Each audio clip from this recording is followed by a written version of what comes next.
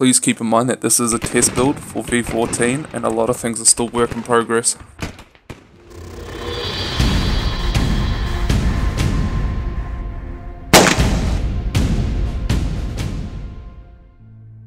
First thing I'm going to start off with is the new map Skorpo, which we haven't seen since the playtest a long time ago. There's been noticeable improvements with the map. One of the most interesting things was when I was going through the layers, I came across one layer with a bunch of rain, wind blowing foliage, grass and trees. The rain itself actually splashes off its surfaces, and it also splashes and creates ripples within water as well. Every single blade of grass, all the bushes and flowers all move with the wind. All trees also blow on the wind, and it's pretty cool to see. It's nice to see that OWI is testing more weather effects. The effects bring a nice amount of life to the map and makes things not so boring. It's not overdone either. Tilio Outskirts Skirmish V1 was also a test subject, it seems, for the wind blowing trees and foliage. When I saw these, I went straight to Belaya to expect a snowstorm, but I didn't see one, but maybe in the future. Territory control has been added, and with this they have also added game mode descriptions when you come to the character selection screen. On screen now should be all the information to do with territory control.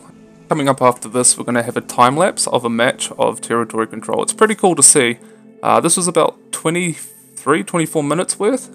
This game mode has shaped up pretty nice. It's going to teach people to spread out and not all blob into one area, or you're going to get punished. There's a lot of strategy behind this game mode too. You're going to have to react and figure out when to attack and when to defend.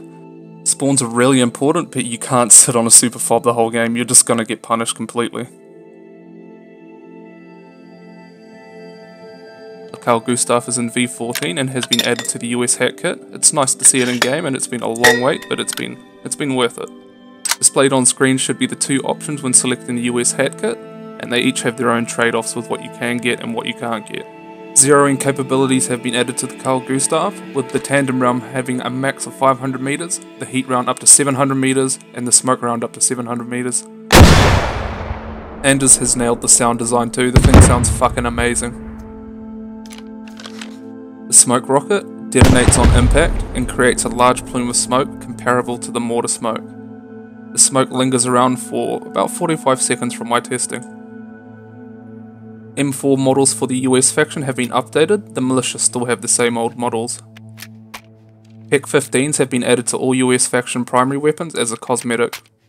On top of this, the M4 has new iron sights, which are the MAAW flip-ups. They're a lot more open, less obtrusive, and pretty accurate. Grenade explosion particle effects and debris have been updated. Bruno has done a fantastic job, yet again. For the US and British faction, bipods have been added to the Marksman rifles. I think this is a good change for the rifle itself, lowering the recoil and giving stability for some decent accurate shots. The downside to this is those lone wolves that pick the kit are just gonna have even more reason to sit on a mountainside 500 meters out. OWI heard our cries and have fixed the M203 sights in V14. The ACOG doesn't block the view of the sight itself, and it's a lot more accurate and easier to use than it was in V13. I noticed a new bayonet was added, which is the AK-74 bayonet.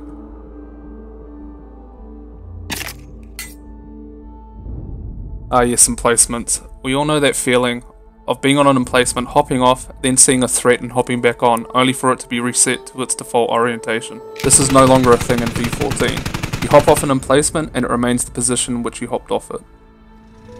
The British faction finally get their long-awaited Challenger 2 main battle tank.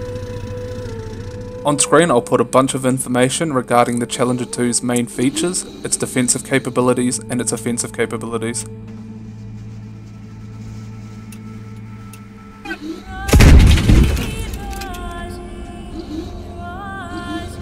The BMP finally makes its way to squad, with the BMP-1 being added to Militia and Insurgent faction. On screen will be all the information to do with the BMP-1 during this test build. In the build I was testing this in, it did have a stabilised turret but has since been removed.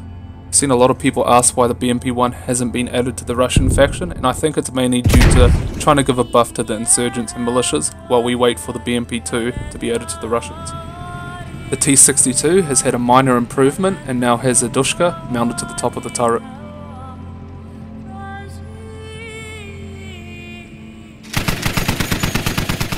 The rocket techie has received, in my opinion, a big update, and a much needed one. It now has a ranging card for the gunner to help you zero in your rockets. It's nice to see that the rocket techie has had some love for the past 2 major patches, as it had quite a long period where it was irrelevant and useless and broken. Voice commands have been added with v14 too.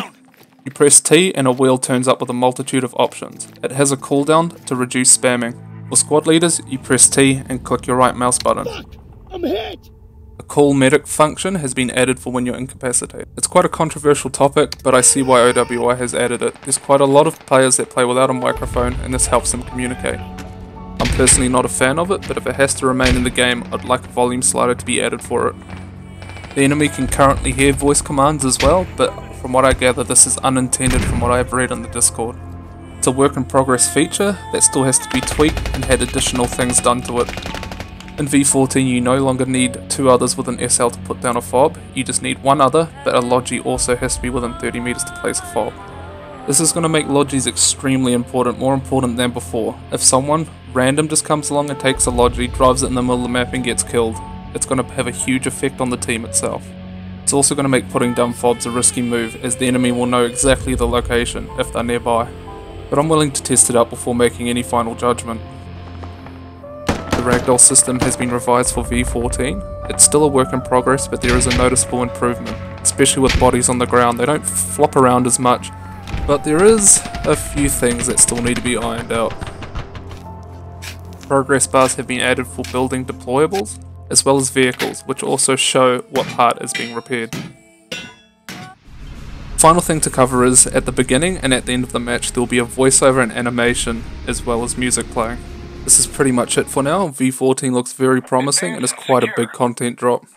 Until the next video, I'll catch you guys later.